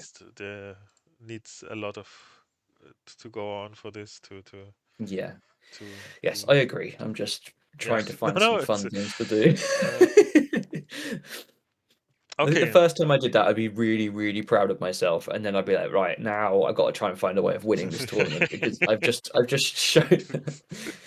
It's like I'm booked in for like a 1 hour magic show on stage, and I've prepared exactly one trick, and after the second minute, it's over, and then the crowd are like, now what? And you're sort of like, perhaps I show you the same trick again. No, no, it's not quite going to work how I want it to. Okay, we can move on from that one. Yes. Next up, we have. Then let's breeze through these. I'm not sure they require too much discussion. Next, we have a Stitch, 2-cost Stitch. Steel. It's a steel card. It's 3/2. When you have a character named Lilo in play, this character gains Challenger 3. So this is doing like an even better Iago impression. I really don't like these like named conditions because No, that's. unless there's a Lilo that I always want to play on turn 3. But it discounts I your mean, deck the three, hamster two. wheel. It discounts your hamster wheel. Your Dr. It Hamster does. wheel. Yeah, it does. um, And so does that. So does Ruben, the cost reducer, the last oh one. no, I don't think that's good enough. And No, I mean 3/2. It's not terrible because 3/2 is like it's okay for a 2-cost still. You know, like the base rate is fine, and sometimes you'll get upside. But I don't know. I mean, if you have to take out like if taking out big locations becomes a thing in the format in particular, I guess the 3-cost Lilo from Fabled. Like say you need to take out libraries a lot or something like that, or there are a bunch of like 8 willpower locations. Like if you curve this into not that anyone's playing library out on turn 3, but if you play a Lilo from Fabled after this, it does get to challenge for 8 to that turn, which is pretty good for a 2-drop. Yeah, yeah, I don't know that's what I mean. decent. That's like okay. Again, it's like an interaction to keep in mind if it somehow became relevant. But I don't know. I'm trying to find Yeah, use cases where I probably don't need to. yeah, probably. We have Mm, this card is outclassed by a lot of stuff. Probably, yeah. okay, In the 2-drop great. slot, I Next one. think, but maybe, yeah. If that's such an important thing to kill locations on turn 2, 3, then maybe. But the Lilo was Yeah, also not. And that was like the problem with the last format. Like these cards, like Lilo or Pete or something, were not playable because you couldn't like keep them in your hand for situations where you need them. exactly. Um, so it's like, yeah, it needs a different format. Yeah, to make this Yeah, I shine. agree. Cool. Okay, next one. Next one, The Cold Never Bothered Me. This is a 3-cost uninkable song in Ruby. Look at the top 4 cards of your deck. You may reveal a location and put it into your hand. Put the rest into your discard. You may pay 3 less for the next location you play this turn. So this finds your locations um, and reduces their cost by the cost of the song. So like It's that's a good actually a deal strong if you're effect. singing it. If you're singing this, Yeah. you're basically conjuring 3 ink worth of location reduction from nothing, which is good. I mean, it's You a strong can, effect for sure. Yeah, the effect is strong. Um, you can't deny that. But the no, problem is you need to make the math about how many locations you put into your deck, Right. Yeah. and then it's I mean, uninkable. Yeah, it's still tough. Still tough. But yeah. I one guess or two really good locations, like really good, and maybe such a deck could work. But it's still a task. It's very much a task. yeah, I'm sure there are like number crunchers that will tell us how many. But I think if you're looking at the top 4 of your Like deck, 15 or find so. something. Yeah, it's 25% basically, isn't it? Like you need. No, 50. Yeah. I mean, I played Arians at one with like 11 or so and was like 60, 70% or something. Yeah. So it's like, you know, I mean, you Yeah, can. because if you miss on It's finding the terrible. location, like it's still okay that it's sort of okay that you just turned one of your character. I mean, you go down a card, but Okay, I you don't know. can, It's not the end of. It's not. at a discount, Yeah, of course, yeah. you could discard. Yeah, You could yeah. discount one from your hand. That's relevant. That means that like if you miss, it's not a complete disaster. It's just sort of bad. Um, yeah, I don't know. Yeah. I can't. I just can't see myself playing a deck with 15 locations in it. No, it's hard to So, imagine, and yeah. if I'm not doing that, then I'm not playing this card, right? So, Okay, then let's want move. to move Oh, on? we get a location actually. Yeah, we get a location, the Frozen Vine. This is a 3-cost inkable location, 1 movement cost, and it has 4 willpower. Gains you 2 lore at the start of your turn, and when it's banished, if there was an exerted character here, return it from your discard to your hand. So this just keeps coming back as And long as you can keep characters in it that are exerted. it is exactly the location that I meant that I don't want to see to make this card works because this is terrible. I don't think this is good. Yeah, I agree. This is exactly not the card. We need cards that have like why can't there be locations like when you play this, look at top 4 cards and pick one king or something, or a Yeah, sure. bit like card draw or something like a reliable Mhm. card draw, and it's not such um like how can I say, like this library stuff. It's so unreliable. This is so unreliable in any means. Yeah, You have to, everything about this is like yeah, flimsy. yeah. You need Four exerted four character. willpower. Yeah, Then they can challenge that character first or something, and exactly. s- Because of that exerted condition, it means that if they really don't want this to come back to your hand, where like honestly, if I was facing a board state where like I could banish one of these, I might just choose to return it to your hand on the chance that it makes you play it again the next turn. And I'm like, cool, take yeah. another turn off to replay that because it does nothing. And 4 willpower is so bad. It's Uh, really, uh, really small. Like everything gets rid of it. and you are even Um, happy you challenge this, and then they get it back. Then say, okay, you can play this again for 3. That's, I don't know. exactly. Yeah, yeah.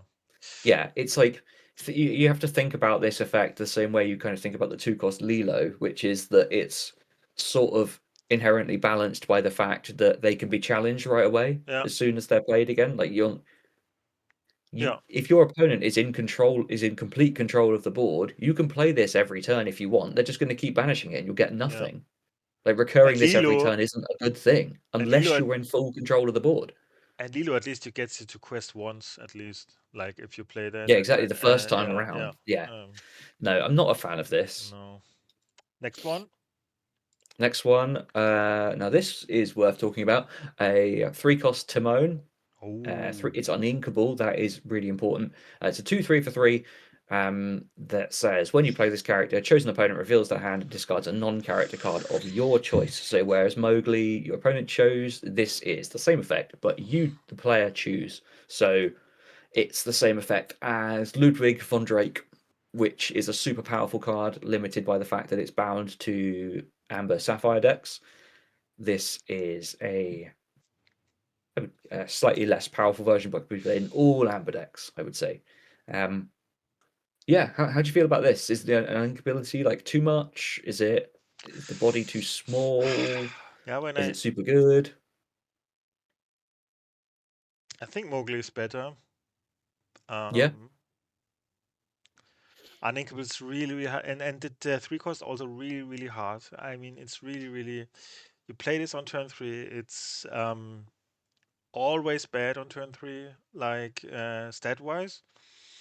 Um, and even like in Mowgli and Ursula, like in this format now, it's even them are like sometimes really bad tempo in this format. So to play Mowgli on turn 2 is also like, depending on the matchup, not very good. And this on turn 3, I mean, yeah, of course a strong effect. And in a format with board wipes and stuff, I can see this way more. Mm. But if everything goes to the bottom, I'm maybe I'm too low on this, but I think Mowgli is and Ursula are better cards. Um, Yeah, Maybe I you think you're can make probably a hand right. control deck where your opponent can't do anything anymore because you play Yeah, a lot but of stuff like this, and yeah. this is what like I find most interesting about the card is that like this effect is really good. It's not radically different to the other things we've seen. The fact that you choose is obviously very, very relevant Yeah. sometimes. But if you want this kind of effect in an amber deck, you probably are also playing Mowgli. Um, and you know, if you're an amber sapphire deck, then you're probably playing Ludwig as well. And we are reaching like a critical mass of these effects where like if there is a deck out there that is looking to Mowgli me on turn 2 and then to mow me the turn after, like how much am I really happy playing like holding a bunch of actions? Like are we going to get into a format where But then your you opponent know plays a like Calhoun on turn 2, and then no. exactly, yeah, where you I mean, yeah.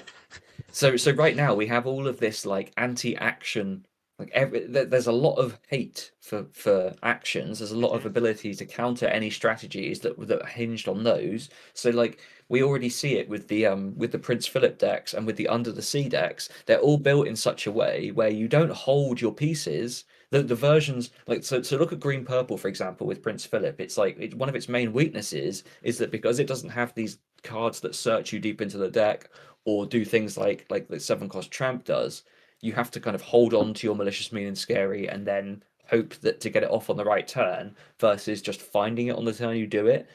All of these strategies that rely on like a key combo piece action, or you know, if there is a sweeper, then like these sweeper decks, you will need to find it and play it on the same turn more reliably.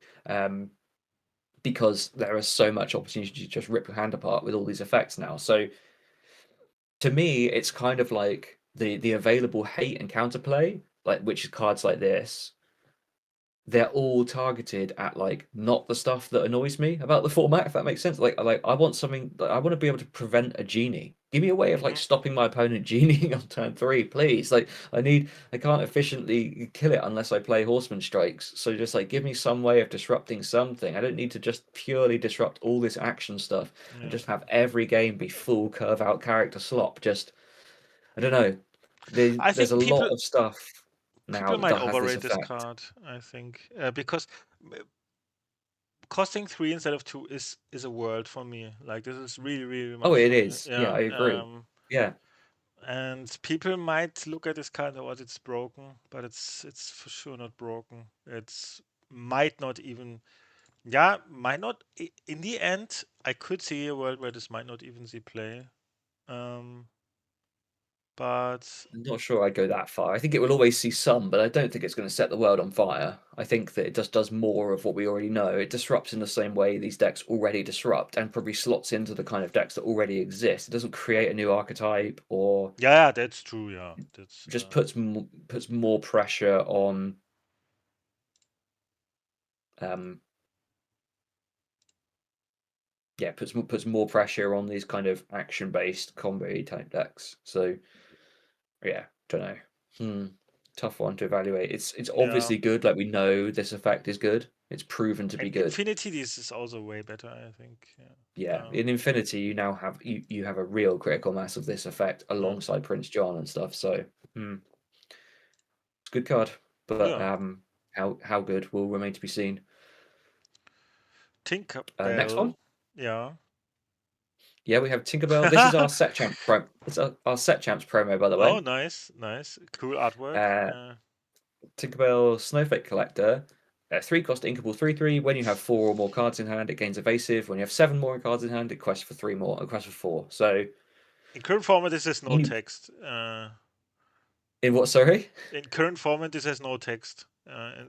Well, I think that you in the current format, well. First of all, in the current format, you don't play this on turn 3 because Yeah. your turn 3 you play Genie Uh, because you either played a Lantern or a Sail on turn 2. But yes, I think that you do have 4 cards in hand. It's a 3/3 evasive, nah, right? I'm joking. Yeah. It's like yeah. It's a 3/3 evasive for 3, Yeah. which Ah, is not for long. not bad. This is not for long. On turn 4, turn 5, you have not 4 cards anymore. Yeah, Very true. likely. You will. 4 cards is a lot in this format. This Yeah, is it is. very, very much a lot. On the play, you will probably even have, if you play then Genio on Tiff, I have to think about, but I think you don't have 4 cards anymore. And this below Yeah. effect, you never have. This is not a good card. I don't think so. Yeah, I would Uh, say like between Doc, Demona, Clarabelle, Bend, there are others that we've named before.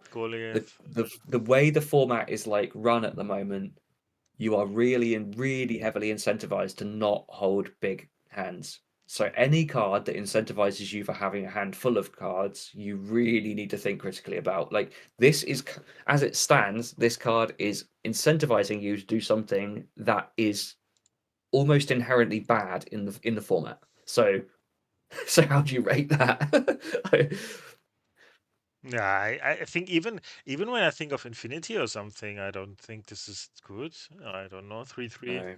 3/3 evasive is decent, but not even great. Like you rather have probably a 1/3 quest for 2, like the Tinkerbell with um like the normal Tinkerbell, like the 3-cost Tinkerbell that quests for Yeah. 2. You want to quest with your evasive, so I don't know. I don't think this is good. I mean, if you ever get No. 7 or more cards, then it's obviously good, but that's a task. 7 or more cards in hand. Yeah, That's that's a real challenge, yeah. and the payoff is not very high. It's quest for 4 once, and it's absolutely got nut draw Christmas mode. If you get this off, Yep. like no, I don't think this will not be played. I think No. Okay. Um, next Next one. card is one of our underdog cycles. So we've seen the amber version of this cycle very early on. It's Mm. the 1/3 singer Hmm. angel. The emerald version is an inkable 2-cost 2/2, which is going to cost you 1 if you went second. And it's a 2/2 evasive for 1, which is like above rate. Like that's better than a Pegasus. Does this do enough to make you think, cool, let's put it in the deck? It's very hard to evaluate these cards. I think, at least for Yeah. me, I think it is very strong. If you go a second, I think it's you can quest with Yeah. this forever. Your opponent hooks and stuff cannot quest anymore. Yep. Um, so Yeah, all their hooks and Rafikis are frozen, aren't they? Because this just trades into them yes, and positively. you can quest like forever. It has even like important role in this genie math sometimes, where you're like then able to Yep. clear that up. And I think if you go second, this is a very good turn 1 play. Yeah, I think this Yeah. is.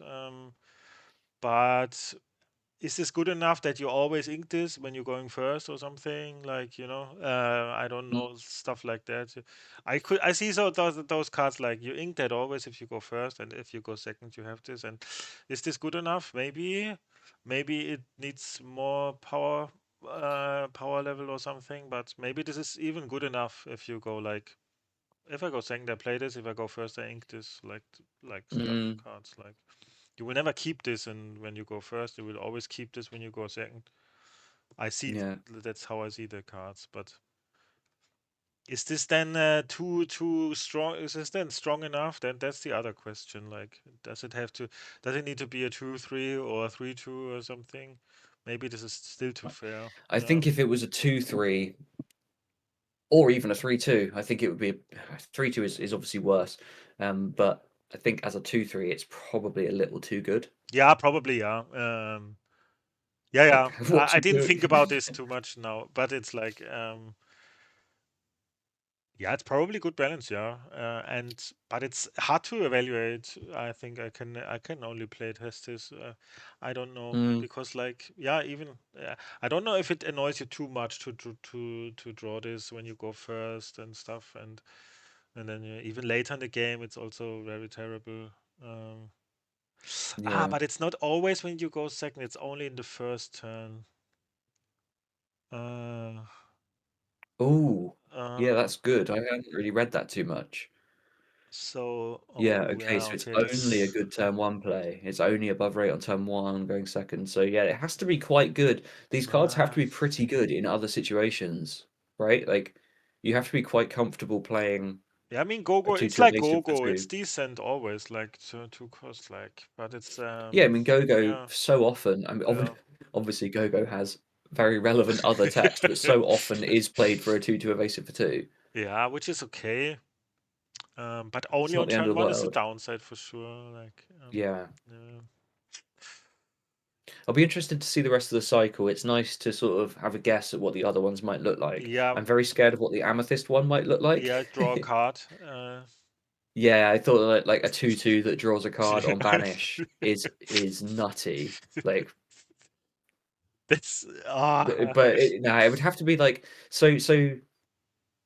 These cards are like tweaked versions of existing things, basically, aren't they? Like they're stat lines we've sort of seen before that then get shifted a little bit in terms of cost. Like so, the angel is like a slightly higher statted Cinderella for a much fairer cost. That's occasionally better or that's better going second. Ruby is Um, rush probably. Ruby is rush. yeah, Um, Steel I is think the maybe amethyst one could be resist. like a Cusco.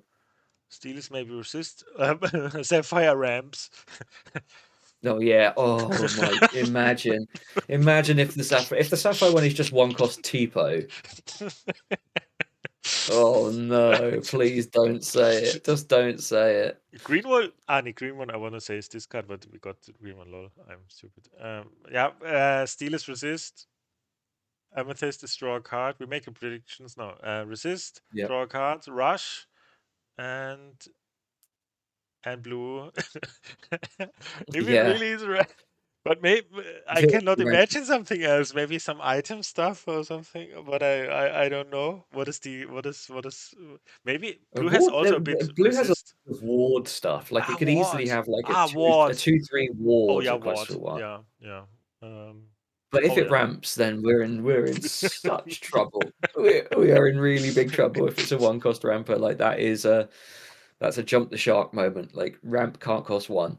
We can't go there. We can't get into Llanowar elf territory. It's just no. And Okay, we've got two left. yes, We've got next one is Winterspell, and at one cost action, steal card. Chosen location of yours can't be ooh, challenged until the start of your next turn. Draw a card. that's a strong effect. I think I Yeah, like that is a that. strong effect Yeah. for these like aggressive location type decks. Very cool. Any action that cantrips and costs one is worth thinking about, This is even a especially when they're scary non. card. This is even a scary card. I think I could Yeah, I think imagine it's like, decent. ooh, if you have like, there's a lot of like locations. We have to look over with this card printed. I think we have to look to revisit a lot of locations because Yeah, because all locations that are not playable are like, okay, if this gets challenged, it gets immediately like challenged and stuff. Um, and this prevents this like for one, and you draw a card. Wow, this is a in general, this is a strong card. I think. yeah. I mean, with board wipes, I could see crazy things in Infinity with this. Mm. I like this, but it's like I'm not too high. I'm not personally too much interested into locations, so it's not so like. No, Um, but this is an interesting card. This is the kind of thing that gets my brain moving.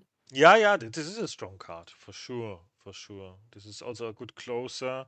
This is a great closer in matches also, like because they can't probably can't. If you play this your location will survive.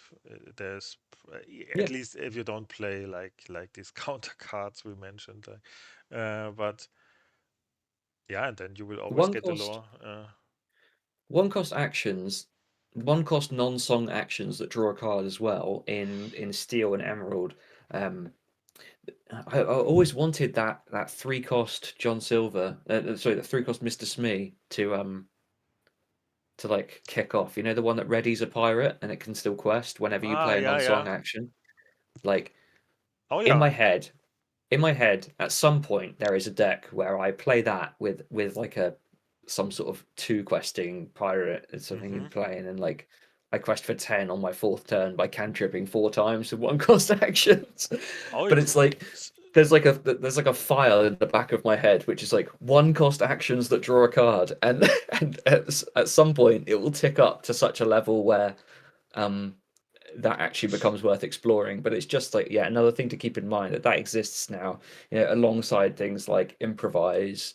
There are, yeah, a growing number of stuff like that that's going to replace itself in your hand, and only cost 1 for a reasonably powerful effect. So yeah, good to keep tabs on that, because there definitely is like an archetype there waiting for a critical mass of Yeah, they broken want it stuff. to be. Apparently, they want it to be Ruby Steel, right? Because like Yeah, a it lot looks of like that. yeah, Yeah, it looks yeah, like that would be Ruby Steel's identity for yeah. sure. Nice. That's a good card for sure. Yeah. And the last one that we've not talked about Mhm. is Moana, Curious Explorer. And this is the other iconic for the set, and it is phenomenally beautiful as a card. This is beautiful. Yeah. This, I would like to own this card. I'm actually not much of a collector. I don't tend to go too much for that sort of thing, but this is at the point where it looks so good. I want this piece of cardboard in my life. But yeah, this is a tough one to evaluate, and something we could talk about for quite a while. We've already been going a long time, No, so that doesn't matter. let's get into it. Yeah. 5 cost Inkable, 4/4 that quest for 2. Moana is a princess, that is relevant, and you It's a can ink prince. cards from your discard. So the first thing to consider here is that ink, to ink as a verb, has now been put into the language of the game. Inking a card means the action of inking for your turn. Like Mhm. what it's exactly what you do when you ink a card. You Mhm. put a card. I was going to say from your hand, but this enables you to do it from your discard. You put a card into your inkwell. It is revealed to your opponent face up, and then you can use it immediately, right? Because you've inked. Mhm. So, so this works with Sail, but does not work with Tipo, and does not work with Cinderella, It because doesn't those work with cards both. Cinderella. Okay, okay. No, so that's Okay. the thing that a lot of people, I guess, I assume this will be pretty worked out and known across the community very quickly. But that's the big question for a lot of people, is like, if you curved Cinderella into this, it would be very, very good because the end of I turn just thought effect. about it. You can draw Yeah, cards by inking from your discard, but it doesn't work. Okay. yeah, you would go +1 card and +1 ink Yeah. off Okay. off the Cinderella effect. I think. Oh, people seem to be pretty. There needs to be clarification on this. I'm sure there will be Yeah. plenty of clarification by the time this goes live. But inking is anything that says like face down specifically. It's not going to work with that, because Mhm. putting a card face down into your inkwell is not inking. Mhm. That is a Mhm. different effect. The effect that is now just simply called inking is putting a card face up into your inkwell unexerted. It can be spent that turn. So this just enables you to, yeah, when you sail, you can take the card from the discard in addition to drawing. That's really good. Sail definitely isn't a card that needed buffing. It's quite funny for somebody to make sail better. That's sort of like a pretty good joke. But The poor sail uh, of the Azorian Sea. yeah, I know that poor little the card that never quite got there. Sail the Yeah. Azurite Sea just needed a little push, didn't it? Just, it was sort of good, but Um, never quite got there. Yeah, but what do you make of this? Like, it's obviously a really powerful, unique effect. yeah, that's for sure. It depends a lot on the meta, and people will. I think I'm confident saying that I was happy how I evaluated um, Cinderella last set because Yeah. I still think the most important part about Cindy is that she's a 4-cost ramp card because she Hmm. can then sing and fits into the curve of Sail, Tipo, and then Cindy, and then she can sing You're Welcome and stuff. Um, and that's exactly how I see this card too. If decks need that on turn 5, you can very much compare this to the Donald, um, the 5-cost, I think, because I think this will probably not survive multiple turns, and Mm, then you ink once from your discard, which is very late on turn 5 because then you don't need much ramping anymore, probably. And then you yeah. basically start deploying your threads and stuff. So, but if you play Cindy, I just thought if you play Cindy and then you play this, then you can ink once because you can go to you. Then you can ink once from your discard with her, right? Yeah, Because you play her you have because you 5 ink start your turn already. with 5 ink. Yeah, Yeah. yeah, yeah. This And is you ink decent. for turn from discard. So you like sort of up a card Yeah, but right then away, then which then is it's good. really like the Donald, But I would say. Like it's not too different then. yeah. But it has like upsides with sale and stuff. It's for sure not a bad card. But I don't. I'm not quite convinced that this is super broken or something. Um, I think the second time you ink from your discard, yeah, this card has become very good.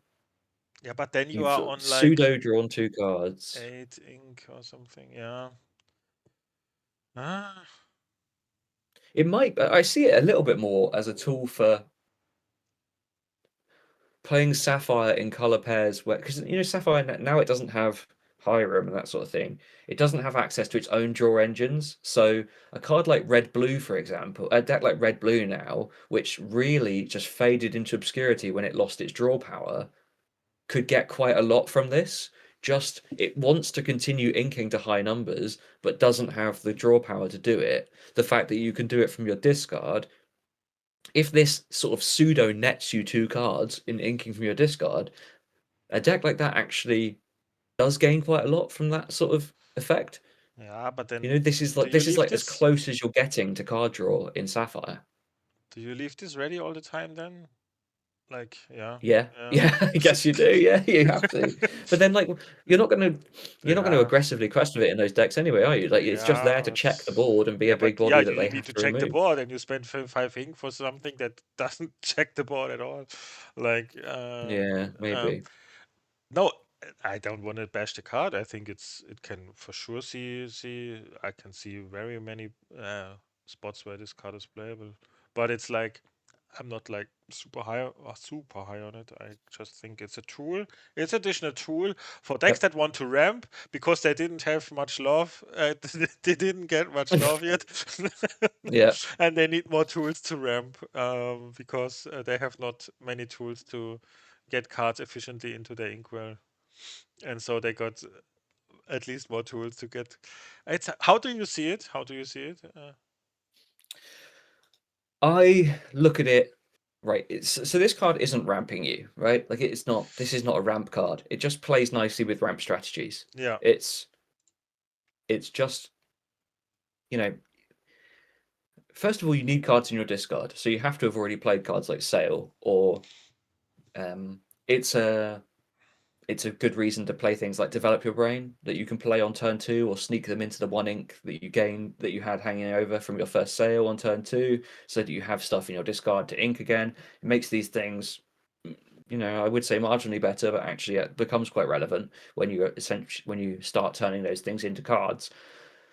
I'm evaluating this purely as pseudo card draw Mm, for Sapphire decks that don't have access to a lot of it. mm-hmm. Mm-hmm. Yeah, I think that's Um, Blurple will never play this probably. I don't think Level so. doesn't need to do this Yeah, because yeah, it has access to enough cards that it can continue inking, and with Demonas and stuff, it's already like yeah. trying to empty anyway. Like it doesn't have to do that. But it's more those decks that have struggled a little bit for draw. So um, So Amber, Sapphire, Mhm. Ruby, Sapphire, and oh, even Emerald Sapphire, to be honest, doesn't draw cards very Yeah. well. Yeah. That this is a sort of is a super valid The combo with and Cindy is very for playable sure option. cool. I think because like you can ink then once for free, Yeah, and depends if this like it's also not super bad statted. It's okay. Yeah, yeah, it's for sure a good card. Yeah, for sure. yeah. It is a good. It's definitely a good card. I think it's like, yeah, I like it as an effect. I think it's very cool. I think that bringing, I like that this subtly supports the less supported Sapphire Yeah, decks than the that's ones that are at their best at the moment. That's cool. that's a good summary. Yeah, because that's exactly the case. Yeah. Um, how I see it too. I don't see it like I'm not I'm not like super afraid of this card or something, but it's cool that maybe other Sapphire combos get like love. Yeah. Mm, Yes. Nice. I think that's nice. it, right? Yeah, that's it for the cards we have at the moment. I hope that's still true by the time this goes out. Yeah, probably We not. haven't done. But No, it's it probably won't be. That means we'll have lots more to look at next week. That's really fun. I yeah, that was really fun. like looking at new cards with you and just chatting them through. Yes. It's yeah, that's awesome. That will be really cool. I liked our reveal, honestly. I like the marshmallow. Yeah, same. I think it's our coolest one yet. I think Um, even if that line of curving Marshmallow into Demona doesn't turn out to be wildly good, I still will have to do it at set yeah, champs or something, we need just to do because it. like Yeah. like we can be the first people as well that said like that put that on everyone's radar because by nature of putting the video out, like it has to be mapped back to us. Actually, I don't. I was talking a little bit about the card just before uploading the Mm-hmm. video to somebody else that's doing a card preview, and I was going to just give them their props, and I just thought actually I won't. I'll tell them in private because I don't want to go and say like this person accidentally saw my reveal before it went up. It just doesn't come off looking very good to me, does it? So I'm going to stop that story there. um, but somebody who has supported me with ideas for video creation, yes. Thank you. Nice. Okay, I think that sums it up really good. Oh, it's a long episode, but I think we had to make a long episode of after our long break. And from this Yeah, week we've got a on, lot to cover. yeah, sorry.